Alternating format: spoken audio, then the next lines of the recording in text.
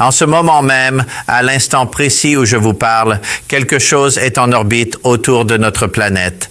Quelque chose qui a parcouru des milliards de kilomètres à travers le vide spatial, a verrouillé un signal directement sur la Terre, puis s'est évanoui de tous les radars sans laisser de traces.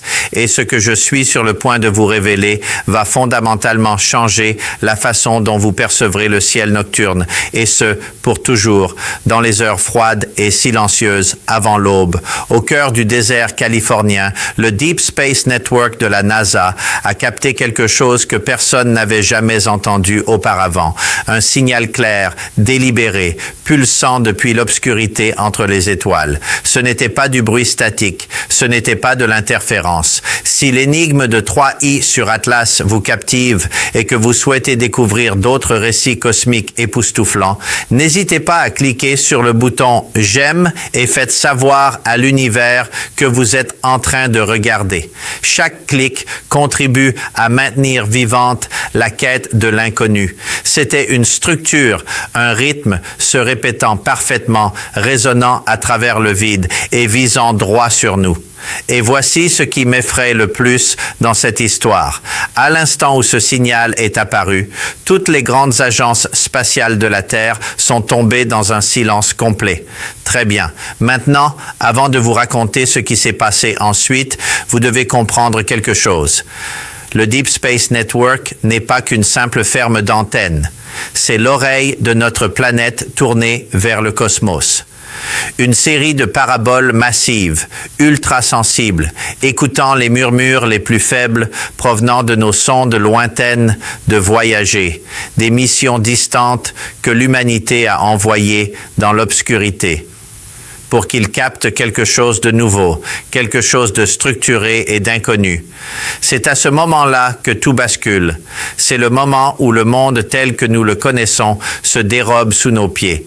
Et cette transmission provenait d'un voyageur interstellaire connu sous le nom de 3i sur Atlas, un objet déjà tristement célèbre pour défier absolument toutes les lois de la mécanique céleste que nous pensions maîtriser. L'impulsion a duré exactement, chaque cycle se répétant avec une précision absolue toutes les 47 minutes, comme s'il s'agissait d'un compte à rebours. À l'intérieur de la salle de contrôle de mission, l'atmosphère est devenue électrique. Les ingénieurs vérifiaient et revérifiaient leurs instruments à la recherche de bugs, d'interférences, de toute explication rationnelle, mais il n'y en avait aucune. Ce qu'ils entendaient était réel.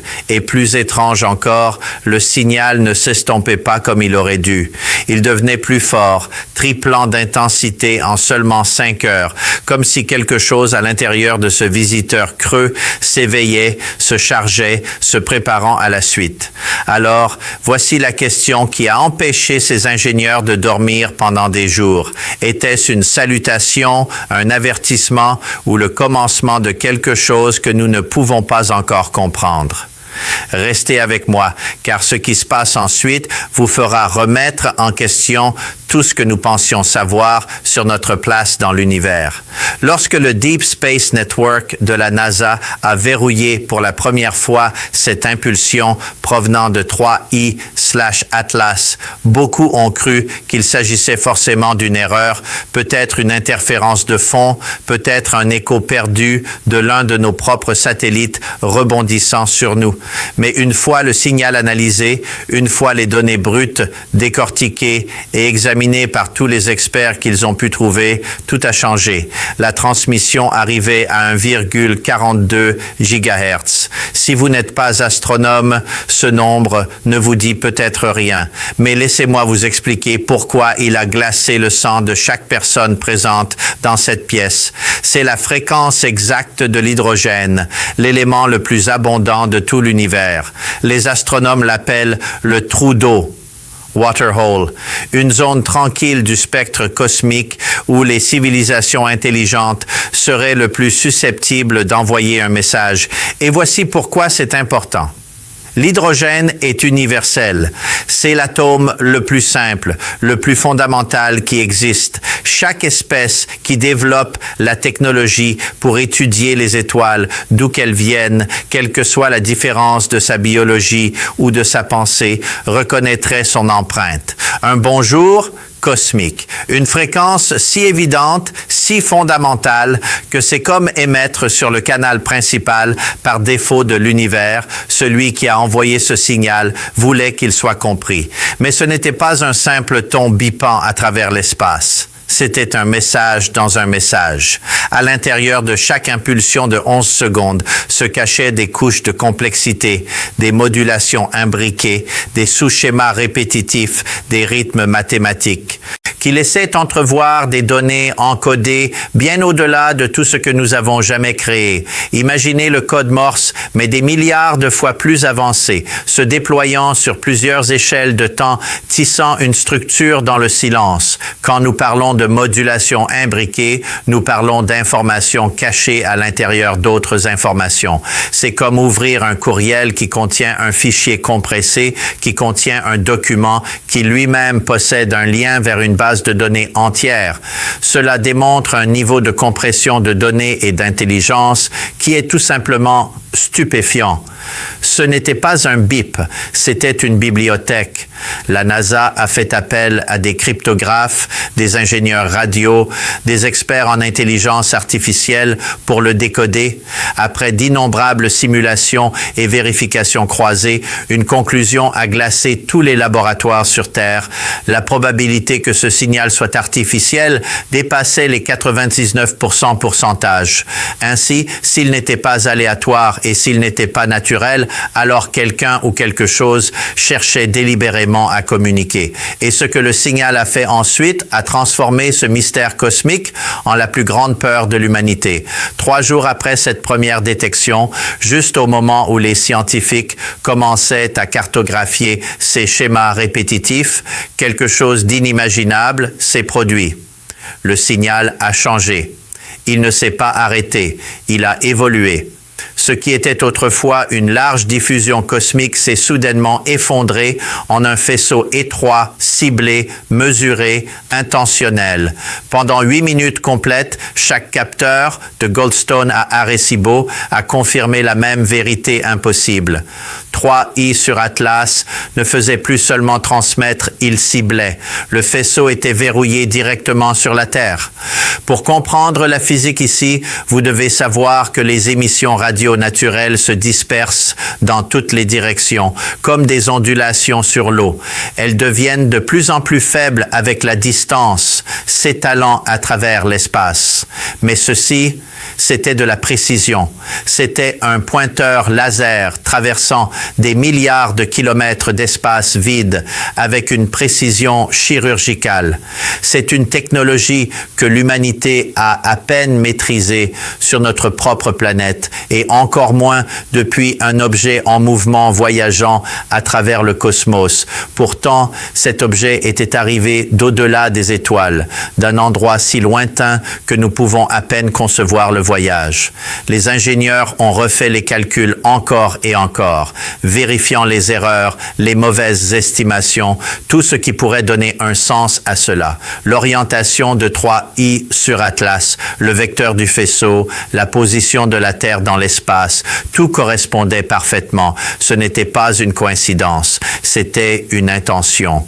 Et voici ce qui a terrifié la NASA le plus, le moment. Le changement s'est produit 9 jours seulement avant que l'objet ne passe derrière le Soleil, complètement caché de l'observation, presque comme s'il disait « Regardez attentivement avant que je ne disparaisse ». Était-ce une salutation, un avertissement ou un compte à rebours? Car plus la NASA regardait profondément, plus l'univers semblait nous regarder en retour. Plus tard dans cette histoire, je vais vous parler des 3 théories qui ont émergé pour expliquer ce que 3i sur Atlas pourrait réellement faire ici. Et je vous promets que chacune est plus troublante que la précédente. Mais d'abord, vous devez comprendre ce qui s'est passé ensuite au siège de la NASA. À l'aube du 21 octobre, l'ambiance au sein de la NASA était passée de la curiosité à une panique discrète. Le signal était réel, il était directionnel et il devenait plus fort, mais au lieu d'annoncer la découverte au monde, au lieu de tenir une conférence de presse, au lieu de partager ce moment monumental avec l'humanité, quelque chose d'étrange s'est produit. Tout est devenu silencieux. Pas de communiqué de presse, pas de déclaration, pas de fuite. Chaque flux en direct s'est figé dans les salles de contrôle de la NASA. Les écrans qui affichaient auparavant les données de télémétrie affichaient désormais un seul mot, restreint. Et bientôt, des rumeurs ont commencé à circuler sur un plan d'urgence secret appelé le protocole de découverte. Ce cadre classifié avait été conçu il y a des années après l'incident d'Oumuamua. Une procédure étape par étape pour ce qu'il fallait faire si jamais nous détections des preuves de technologie extraterrestre. Étape 1. Vérifier les données. Étape 2, alerter les contacts militaires et gouvernementaux. Étape 3, un blackout de 72 heures avant toute divulgation publique. Officiellement, c'est pour prévenir la désinformation. Officieusement, c'est pour gagner du temps. Du temps pour comprendre, du temps pour se préparer, du temps pour décider ce que le public devrait et ne devrait pas savoir. Mais c'est là que la peur a commencé à se propager. Ces 72 heures se sont écoulées, puis 5 jours, puis une semaine, et toujours pas un mot de la NASA, pas un mot de l'Agence spatiale européenne, pas même des observatoires chinois. Toute la communauté scientifique est restée dans l'ombre d'un seul coup. Puis, un homme a brisé le silence.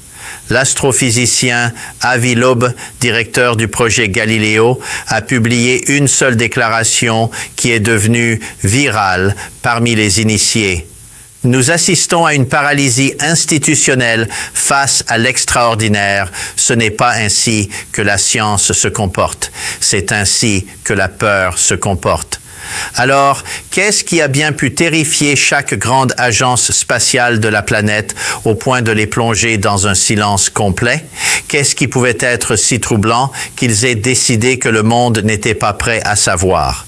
À la fin de cette vidéo, vous comprendrez exactement pourquoi ils avaient peur.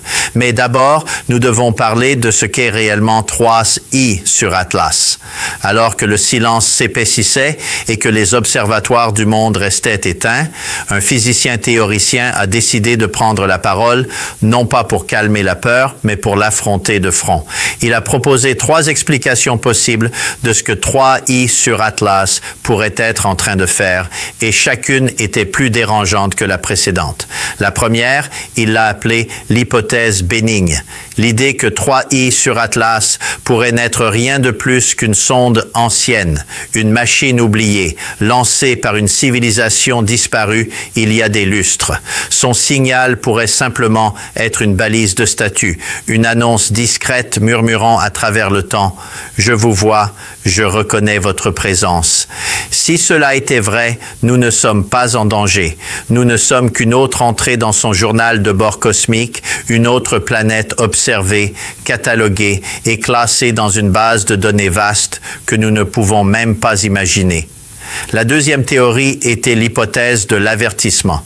Selon celle-ci, le moment du signal, juste avant l'approche la plus proche de l'objet du Soleil, n'était pas aléatoire. Le physicien a suggéré que le corps creux de 3I sur Atlas pourrait contenir des sondes plus petites qui, tandis qu'ils passent derrière l'éclat solaire pendant cette seule fenêtre où aucun télescope sur Terre ne peut le voir, pourraient être en train d'être déployés. Le message pourrait alors être simple mais glaçant. N'interférez pas. Mais le troisième scénario a fait taire la pièce, l'hypothèse du test. Et si toute cette séquence était un test de résistance pour l'humanité, un moyen de mesurer comment nous réagissons sous la pression cosmique pour voir si nous coopérons ou si nous nous effondrons, pour observer notre peur, notre secret, nos choix. Pensez-y un instant. Sommes-nous une espèce qui partage ouvertement l'information ou la thésaurisons-nous par peur? Nous unissons-nous en tant que planète ou nos frontières nationales définissent-elles notre réponse, même face à quelque chose qui nous affecte tous?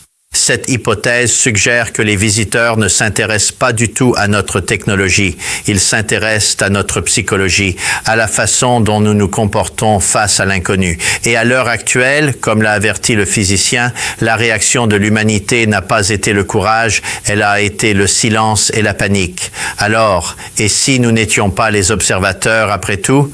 Et si nous étions l'expérience? Et voici ce qui rend cela encore plus troublant.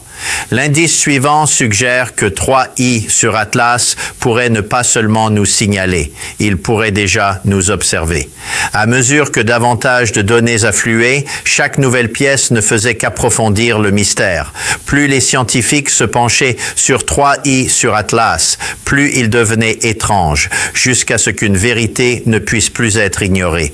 Quelque chose tournait autour de la planète toutes les 47 minutes, correspondant exactement à l'intervalle du signal précédent. Pour le dire simplement, quelque chose était en orbite autour de la Terre, diffusant le même message que 3i sur Atlas avait envoyé.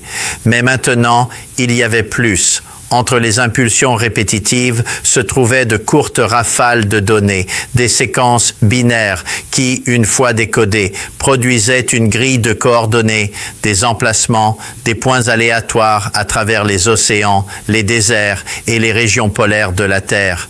Aucune explication, aucune signification reconnaissable, juste une liste croissante de sites qui formaient un motif visible uniquement depuis l'orbite. Une spirale. D'accord, c'est là que le mystère devient terrestre. Une spirale.